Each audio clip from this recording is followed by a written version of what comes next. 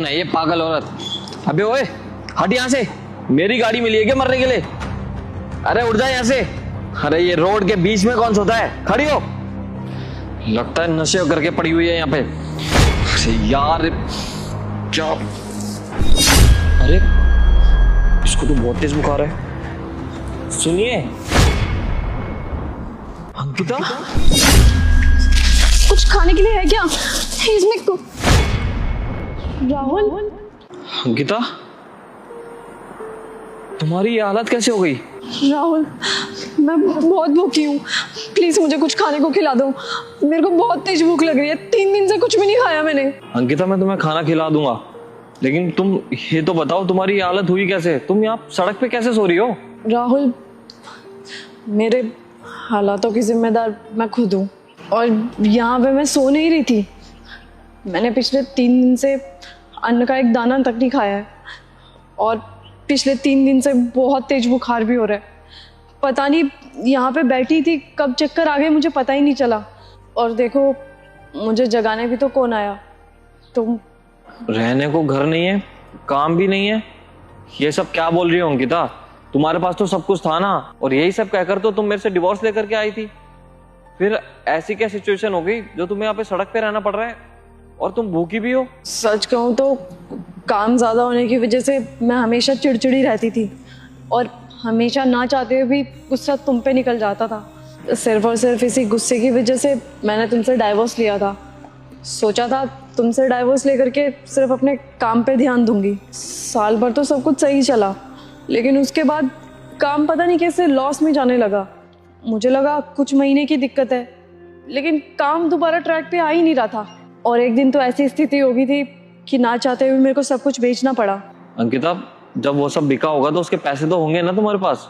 राहुल, शायद तुमने सही से कुछ सुना नहीं। मेरा लॉस हुआ था, और लॉस को भरने के लिए मैंने सब कुछ बेच दिया। बेच करके ही मैंने जिन जिन से पैसे उठाए थे उनका सारा का सारा लोन चुकाया। सोचा था दोबारा कुछ ना कुछ काम स्टार्ट करूँगी, इसीलिए मैंने यहीं पास में एक छोटी सी ठेली भी लगाई थी, पर वो भी एमसीडी वालों ने हटा दी।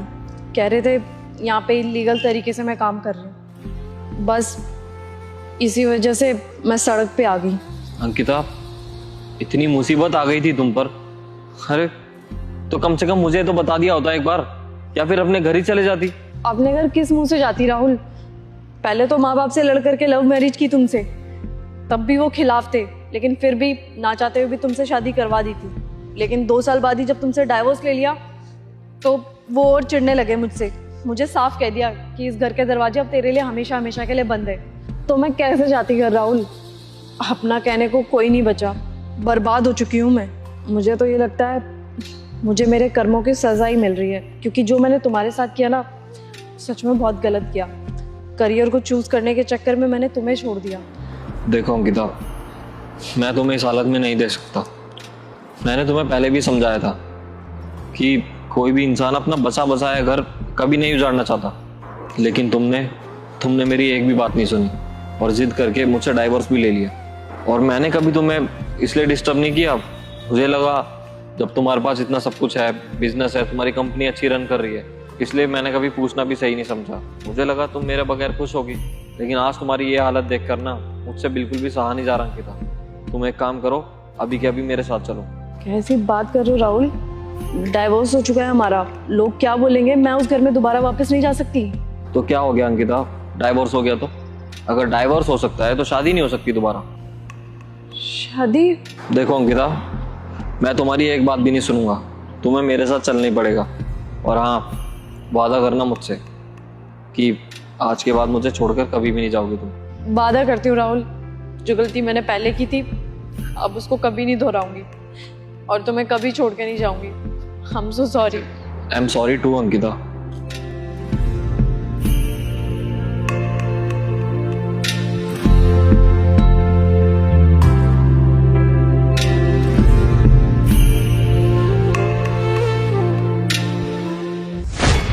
अरे कौन हो तुम लोग, और ऐसे मेरे घर के आगे क्यों लेटे हुए हो?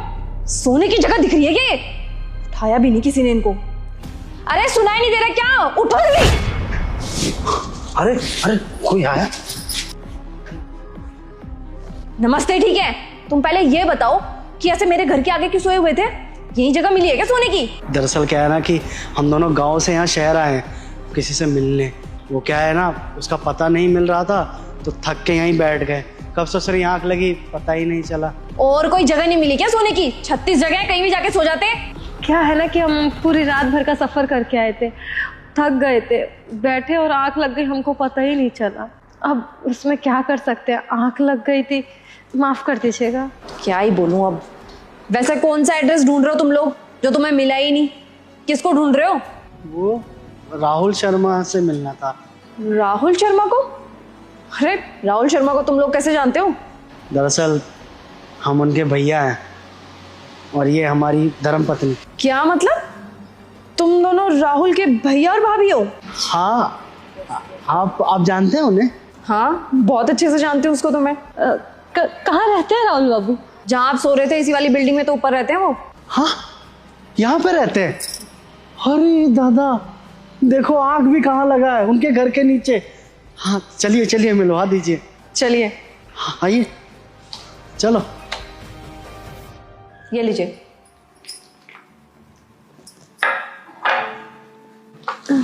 अब वो राहुल बाबू को बुला दीजिए। हाँ मैं बुला दूंगी उनको, इतनी भी क्या जल्दी है? अरे नहीं नहीं, वो हम यहाँ पे जल्दी काम से आए थे और शाम तक लौटना भी है, अभी बुला देंगे तो सही रहेगा। वो दीदी अभी तो वो ऑफिस गए हैं, शाम तक ही लौट पाएंगे। हाँ तो आप उनको कॉल कर दीजिए या मैसेज कर दीजिए। हाँ मैं उनको कॉल या मैसेज कर सकती थी, पर आपको पता है आज ना उनकी बहुत ज़्यादा इंपॉर्टेंट मीटिंग है, तो वो मेरे को ना घर से निकलने से पहले बोल के गए थे कि कोई कॉल या मैसेज मत करना क्योंकि मैं उठा नहीं पाऊंगा। हाँ तो अब नहीं है तो क्या ही कर सकते हैं हम लोग, रुकने का भी कोई फायदा नहीं। अच्छा तो हम चलते हैं, नीचे इंतजार कर लेंगे, जब वो आएंगे तब हम आ जाएंगे। नमस्कार। अरे ऐसे कैसे? आप लोग उनके भैया भाभी हैं, अगर उनको पता लगेगा कि आप लोग नीचे बैठ करके उनका इंतजार कर रहे हैं तो उनको कैसा लगेगा? हम लोग नीचे बैठेंगे, लोग हमसे पूछेंगे तो उससे आपको क्या लेना देना? आप हैं कौन? मैं उसकी वाइफ हूँ, मतलब उसकी पत्नी। क्या छुटकी तुम ही हो? छुटकी मतलब? हमारी देवरानी हो मतलब तुम? हाँ मैं आपकी देवरानी हूँ। देखो ना, राहुल बाबू हम लोगों की शादी में भी नहीं आए और कभी घर भी नहीं आते हैं, और बाहर रह के शादी भी कर ली उन्होंने, ये बात भी अभी पता चला। वो दीदी ऐसी बात नहीं है, वो घर आना तो चाहते थे लेकिन इतने ज़्यादा मजबूर थे कि घर जा ही नहीं पाए। ऐसी भी कौन वजह जो अपनों से बातें छुपानी पड़े? खैर बताना भी क्यों ही ज़रूरी समझते, वो हमें इतना महत्व थोड़े ना देते हैं। अगर जरूरी होते हम लोग तो माँ जी की बीमारी में भी वो आते। हाँ, पिताजी तो 2 साल पहले ही चल बसे और माँ जी ये सदमा बर्दाश्त नहीं कर पाई, 2 बार दिल का दौरा पड़ चुका है उन्हें। अब तो माँ जी बस इस आस में है, हमेशा राहुल बाबू को याद करती रहती है, सोचती है एक बार उनसे मिल ले तो चैन से अपनी आँख बंद कर पाएंगी। उनको रोता हुआ देख के ना हमारा दिल बहुत पसीजता है। बस यही बोलने गाँव से शहर आए थे कि राहुल बाबू एक बार माँ जी से तो मिल लीजिए, क्या पता उनका कौन सा दिन आखिरी हो। अरे कैसे बेटे हैं वो, अपनी माँ तक को नहीं पूछते, अपने पिता के क्रियाक्रम में भी नहीं आए। उन्हें रिश्ता तोड़ना है तो एक बार मुँह से खुल के तो बोल दे, कम से कम कोई उनकी झूठे उम्मीद में तो नहीं रहेगा ना। दीदी ऐसी बात नहीं है, वो दिमाग से तो इधर है लेकिन दिल से अभी भी गांव में ही है। आपको पता है वो हर रोज़ आप लोगों को याद करते हैं। और रही बात पिताजी के देहांत की, तो उस टाइम वो बहुत ज़्यादा रोए थे, फूट फूट के रोए थे, घर जाना चाहते थे, लेकिन उस टाइम सिचुएशन ही ऐसी आ गई थी। आपको पता है उस टाइम राहुल पे लाखों का लोन हो गया था, घर में लोग आए जा रहे थे, कितना धमका रहे थे राहुल को, हाँ कहाँ से कॉल आ रही थी धमकियों की। पर अभी आप लोगों को चिंता करने की ज़रूरत नहीं है, वो लोन पूरी तरीके से चुका चुके हैं और अभी उनका काम भी बहुत अच्छा चल रहा है। और सब कुछ ठीक होने के बाद उन्होंने सोचा भी था गांव जाने के लिए, पर कहते थे कि मेरे अंदर हिम्मत नहीं है गांव जाने की, क्योंकि सारे गांव वाले हंसेंगे कि अपने पिता की क्रियाक्रम में भी नहीं आ पाया और देखना अब आ रहा है अपना मुंह उठा करके। और काफ़ी बार तो उन्होंने मेरे सामने भी आप लोगों को कॉल करने की कोशिश की थी, नंबर भी डायल कर देते थे लेकिन कॉल ही नहीं लगा पाते थे। कहते थे मेरे अंदर हिम्मत नहीं है, आप लोगों को फेस करने की। सच में छोटा हमको याद करता है ना। हाँ, वो हर रोज़ आप लोगों को याद करते हैं। लेकिन अब आप लोग चिंता मत करिए, आप लोग यहाँ पे आए ना तो उनकी हिम्मत दुगनी हो जाएगी। अब तो वो पक्का गांव जाएंगे, मैं भी उनको बोलूँगी अब तो गांव जाने के लिए। और वो ही क्यों, मैं भी आप लोगों के साथ चलूँगी गांव। इसी बहाने माँ जी से भी मिल लूँगी और गांव भी घूम लूँगी। खा, तुम भी हमारे साथ जाओगी? हाँ जरूर, चलो ना। माँ जी तो बहुत ही खुश हो जाएंगी अपने छोटे बेटे और छोटी बहू को देख के। हाँ, तो आप एक काम करिए, वो तो शाम को आएंगे, आप जब तक रेस्ट कर लीजिए, मुंह हाथ धो लीजिए, मैं आपके लिए कुछ बना के लेके आती हूँ। नहीं नहीं छुटकी, तुम अकेले काहे रसोई में काम करोगी? इतने भी नहीं था क्या? हम भी तुम्हारे साथ चलते हैं। ठीक है, तो एक काम करते हैं, आज दोनों देवरानी और जेठानी मिलके खाना बनाते हैं। और भैया आप एक काम करो, वो रूम है, आप वहाँ जा करके रेस्ट कर लो और मुंह हाथ धो लेना, जब तक हम कुछ लेके आते हैं आपके लिए। बैग दे दो।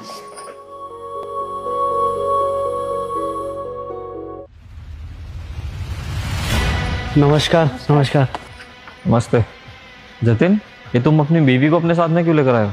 वो हमें ना 1 लाख रुपए चाहिए, आप लोगों से दे दीजिए। 1 लाख रुपए? 1 लाख रुपए क्यों चाहिए भाई? हमें ना अपनी बीवी को पढ़ा लिखा कर बड़ा कलेक्टर बनाना है, बस इसलिए आप लोगों से 1 लाख रुपए चाहिए। मैम साहब बड़ी उम्मीदों से आए, दे दीजिए ना 1 लाख रुपए। 1 लाख रुपए? भाई तूने कभी सपने में भी देखे हैं 1 लाख रुपए, जो तू यहाँ खड़ा होकर के 1 लाख रुपए की डिमांड कर रहा है? अरे मालकिन नहीं देखे, लेकिन इस वक्त तो हमें चाहिए ना, बहुत ज़रूरी काम है, बस इसलिए बोल रहे हैं कि आप 1 लाख रुपए दे देंगे तो हमारी थोड़ी मदद हो जाएगी। तू ना सपने से बाहर आ जा। तूने ऐसा सोच कैसे लिया कि तेरी बीवी कलेक्टर बन जाएगी? तू एक मामूली सा ड्राइवर है और तेरी बीवी कलेक्टर नहीं बनेगी, किसी के घर के काम वाली बनेगी। इसको वहीं पे लगा दे कहीं। अरे मैम साहब क्या है ना कि ये बहुत होशियार है, पढ़ने लिखने में बहुत तेज है, बस इसलिए 4 साल से पढ़ा रहे हैं इसको, और इसीलिए 1 लाख रुपए चाहिए ताकि इसकी पढ़ाई आगे बढ़ा सके। 4 साल से तू अपनी बीवी के ऊपर पैसे वेस्ट कर रहा है, इसको पढ़ा लिखा रहा है। खुलिए से तो ऐसा लग रहा है जैसे गांव की गवार हो। नहीं नहीं, मतलब गांव से ही आई है, लेकिन क्या है ना कि इसका पहनावा बड़ा सादा है, इसीलिए ऐसा कपड़ा पहनती है। लेकिन मैम साहब पढ़ने लिखने में बहुत तेज है।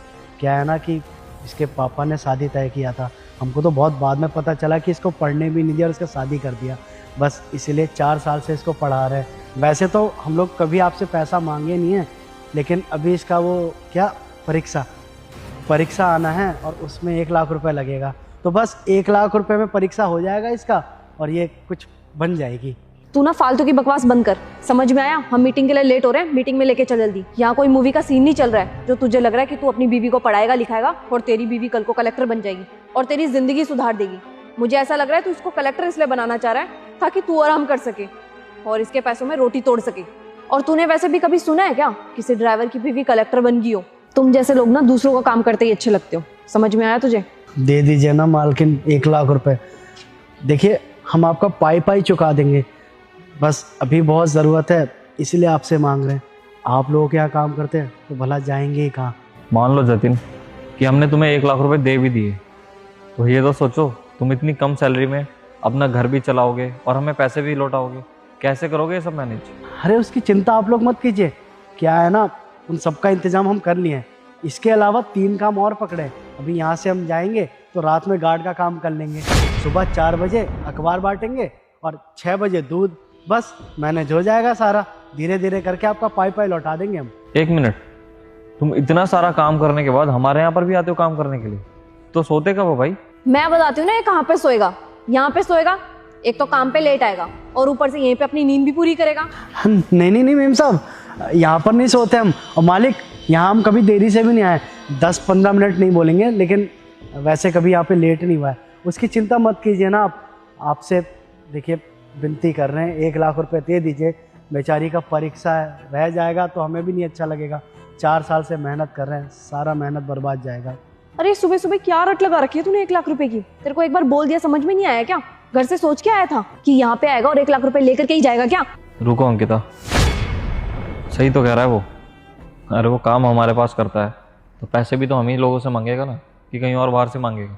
अब उसकी चाह है कि वो अपनी बीवी को पढ़ाई लिखाए, उसको कलेक्टर बनाए, तो इसमें गलत क्या है?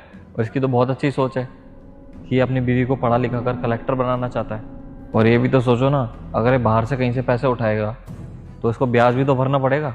अभी इतनी सारी चीज़ों को मैनेज भी करेगा और ब्याज भी भरेगा, ऐसे तो ये उधार के बोझ के तले दब जाएगा अंकिता। कोई बात नहीं, तुम चिंता मत करो। तुम्हें 1 लाख रुपए की जरूरत है ना, मैं दूंगा तुम्हें। क्या साहब, आप हमें 1 लाख रुपए देंगे? अरे राहुल, क्या बोल रहे हो? बिना सोचे समझे कुछ भी बोल रहे हो। अगर 1 लाख रुपए तुम इसको दे दोगे ना, इन जैसे छोटे लोगों का कोई भरोसा नहीं है। अभी 1 लाख रुपए लेगा और फिर फुर्र हो जाएगा। ढूंढते रहना फिर इसको, किसका माथा पकड़ोगे? फिर नुकसान तो हमें झेलना पड़ेगा ना 1 लाख रुपए का। देखो अंकिता, उसके अंदर कुछ तो टैलेंट होगा जो अपनी बीवी को पढ़ाना चाहता है, और अगर हम लोग उसकी मदद नहीं करेंगे ना तो उसका सपना टूट जाएगा। अब सोचो, कल को वो कलेक्टर बन गई तो कल को हमें कितना अच्छा लगेगा। ठीक है जतिन, एक काम करो, तुम मेरे साथ ऊपर चलो। पहले मैं तुम्हें पैसे दे देता हूँ, उसके बाद हम लोग ऑफिस चलेंगे। देखा, हम नहीं कहते थे साहब बहुत अच्छे। वाकई आपने जो बोला था अपने मालिक के बारे में, बिल्कुल सही बोला था। अभी तक तो आपके मालिक की आपसे तारीफ सुनी थी, आज तो देख भी लिया कि कितने नेक दिल इंसान है। मेम साहब, अगर आपको लगता है ना कि हमारे पति हमें पढ़ा के पैसे बर्बाद कर रहे हैं, तो आप अपनी तसल्ली के लिए जो मन चाहे वो सवाल पूछ लीजिए, हम आपके सारे सवालों का जवाब दे देंगे। नहीं नहीं, उसकी जरूरत नहीं है। अब जब इन्होंने सोच ही लिया पैसे देने का, तो मैं क्या कर सकती हूँ। और अगर इसके अलावा किसी और चीज़ की ज़रूरत पड़े ना तो बेझिझक मांग लेना, ठीक है?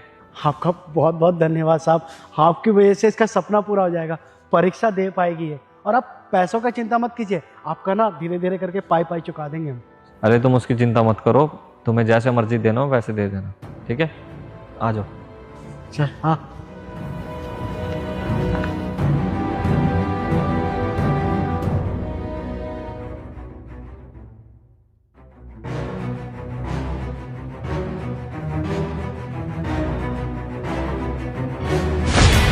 भैया, मेरा पार्सल आएगा, वो रिसीव कर लेना।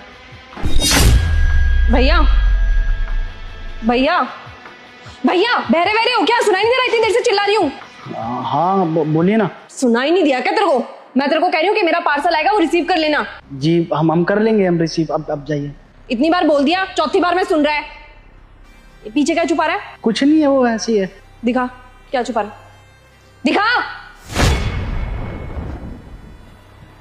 ये किस चीज की बुक है? वो हम यूपीएससी का तैयारी कर रहे हैं ना, तो उसी की ये नोटबुक है। यूपीएससी की? यूपीएससी की तैयारी कर रहे हो तुम? दिमाग खराब है क्या तुम्हारा? मुझे लगता है ना कहीं तुमने वर्ड सुन लिया होगा, टीवी में सुन लिया होगा, है ना? और उसके बाद तुम्हें भी लग रहा होगा कि हाँ, मेरे को भी यूपीएससी की तैयारी करनी चाहिए। नहीं मैडम, यूपीएससी का मतलब हमें पता है, हम इसकी तैयारी कर रहे हैं और जल्द से जल्द इसका एग्जाम देके ना क्लियर भी कर लेंगे। अच्छा, यूपीएससी का मतलब पता है तुम्हें? तो इसका मतलब तुम्हें ये भी पता होगा कि इसका एग्जाम कितना हार्ड है क्रैक करना। अच्छे लोग ना क्रैक नहीं कर पाते इसका एग्जाम। और तुम एक मामूली सा चौकीदार जो यहाँ पे बैठ के 10-10 घंटे काम करता है, वो कब पढ़ाई करेगा और कैसे एग्जाम क्लियर करेगा?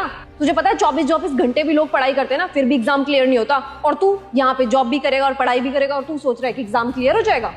हमें पता है कि हम पूरा दिन यहाँ पर बैठे रहते हैं, लेकिन क्या है ना कि जब शाम को हम घर जाते हैं तो जल्दी से खाना वाना बना के साइड कर देते हैं और आधी रात तक अपनी पढ़ाई पूरी करते हैं, फिर 2-4 घंटे का नींद लेके वापस यहाँ पर आ जाते हैं।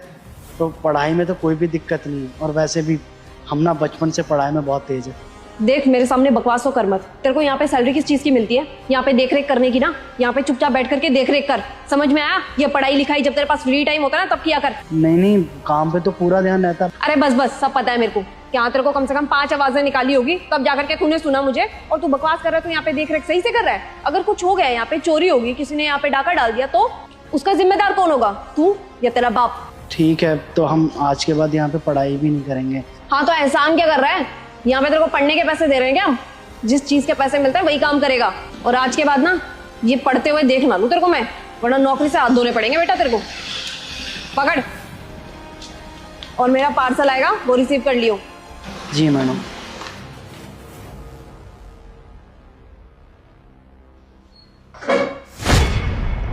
राहुल, क्या कर रहे हो तुम? ये बैग में क्या डाल रहे हो? राहुल, तुम्हें भी सुनाई नहीं दे रहा क्या? बहरे हो गए हो उस गाड़ी की तरह। एक तो उसको बोलते रहो, उसको भी सुनाई नहीं देता, तुम भी सेम उसी की तरह हो गए हो। अरे अब क्या कर दिया गार्ड ने? अरे मैं बाहर जा रही थी, मैंने उसको बोला कि मेरा एक पार्सल आएगा, पार्सल रिसीव कर लियो। कम से कम 4 बार आवाज लगाई उसको, तब जाके तो उसने सुना। बाबूजी बैठ करके आराम से पढ़ाई कर रहे थे यूपीएससी की। सोच रहा है ये पढ़ाई करके आईपीएस ऑफिसर बन जाएंगे। अच्छा, पढ़ाई कर रहा था? हाँ पता है मुझे, वो नीचे बैठकर पढ़ाई करता है। राहुल, तुम्हारा दिमाग खराब हो गया क्या? मतलब तुम्हें पता था कि वो यहाँ पे बैठ करके पढ़ाई करता रहता है? काम करवाने बैठे हैं, काम करे अपना। इसी चीज की तो हम उसकी सैलरी दे रहे हैं ना। देखो अंकिता, इसमें इतना हाइपर होने वाली कोई बात नहीं है। और क्या हुआ अगर वो पढ़ाई कर रहा है तो पढ़ाई करना गलत थोड़ी ना है। उसको शौक होगा पढ़ाई करने का, इसलिए कर रहा है। और पहले शायद इसलिए ना पढ़ पाया हो, क्या पता उसकी कोई मजबूरी हो। और अंकिता, इसमें गलती क्या है अगर वो गार्ड के काम के साथ साथ पढ़ाई भी कर रहा है तो? अगर अंकिता वो कोई और काम कर रहा होता तो मैं उसको 10 बार टोकता, लेकिन वो पढ़ रहा है। और पढ़ाई करना किसी भी सूरत में गलत नहीं होता। हमें तो उसको मोटिवेट करना चाहिए। और तुम उसको डिमोटिवेट कर रही हो। अरे उसकी तो इतनी तनख्वाह भी नहीं है कि वो कहीं से जाकर नई किताबें खरीद के ला सके। मेरे पास कुछ मेरे छोटे भाई की किताबें थी, अब ये किताबें शायद उसके काम आ जाएंगी। अगर ऊपर वाले ने हमें इतना सक्षम बनाया हम किसी की मदद कर सके तो हमें करनी चाहिए ना। अंकिता, शिक्षा का अभाव ही होता है जो व्यक्ति को असफल बनाता है। इसलिए हमें हर वो मुमकिन कोशिश करनी चाहिए जिससे बंदा पढ़ सके, उसको शिक्षा मिल सके। हाँ राहुल, तुम ठीक ही तो कह रहे हो। गुस्से गुस्से में मैंने सोचा ही नहीं कि मैंने उसके साथ कितना गलत कर दिया। वो बेचारा कर ही क्या रहा था, पढ़ ही तो रहा था। और देखना, मैंने उसे पढ़ने की इतनी बड़ी सज़ा दे दी। वो मैंने उसको ये बोल दिया कि वो यहाँ पे आगे से पढ़ाई करता हुआ नहीं दिखना चाहिए, वरना मैं उसको नौकरी से निकाल दूंगी। मुझे मेरी गलती का एहसास हो गया है। मैं एक काम करती हूँ, अभी जाकर के उससे माफ़ी मांग लेती हूँ। कोई बात नहीं अंकिता, तुम्हें समझ में आ गया है। लेकिन आप आगे से तुम्हें कभी भी वो दिखे ना पढ़ाई करता हुआ तो प्लीज़ उसको टोकना मत। उसको सॉरी भी बोलना लास्ट टाइम के लिए। मैं चाहता हूँ उसको ये किताबें पहुँचा कर आता हूँ, ठीक है? तुम बैठो। हाँ राहुल, श्योर। जतिन, क्या हुआ? नमस्ते। नमस्ते। क्या बात है, आज पढ़ाई नहीं कर रहे तुम? वो कुछ काम कर रहा था सर, वो बस घर जाके कर लूँगा।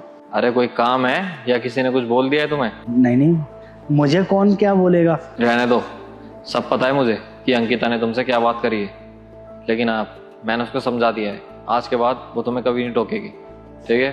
तुम मन लगा के पढ़ाई करो और हाँ, एक दिन यूपीएससी ज़रूर क्लियर करना। और तुम कह रहे थे ना तुम्हें बुक्स चाहिए, कहीं से सेकेंड हैंड मिल जाए तो बताना। तो ये कुछ बुक्स हैं, मैंने अपने छोटे भाई से पूछा था तो उसके पास निकल गई। वो भी यूपीएससी की तैयारी कर रहा था लेकिन क्लियर नहीं कर पाया। तो शायद ये बुक्स तुम्हारे काम आ जाए। ये लो। मैं जल्द से जल्द इसके पैसे दे दूँ आपको। शिक्षा को पैसों से नहीं तोलते जतिन, और ऊपर वाला भी सर देख के सरदारी देता है। तभी तो तुम ये पढ़ाई कर रहे हो। और मेरे को पूरा यकीन है तुम एक ना एक दिन ये एग्ज़ाम ज़रूर क्लियर कर लो और बहुत बड़े इंसान बनोगे तुम। ये लो। आपका बहुत बहुत शुक्रिया सर। अरे अरे, ये क्या कर रहे हो? जिस इंसान को शिक्षा का इतना महत्व हो ना, उस इंसान को गले मिलना चाहिए, पैर नहीं छूने चाहिए। आ जाओ। अब तुम मन लगा के पढ़ाई करो, मैं चलता हूँ, ठीक है?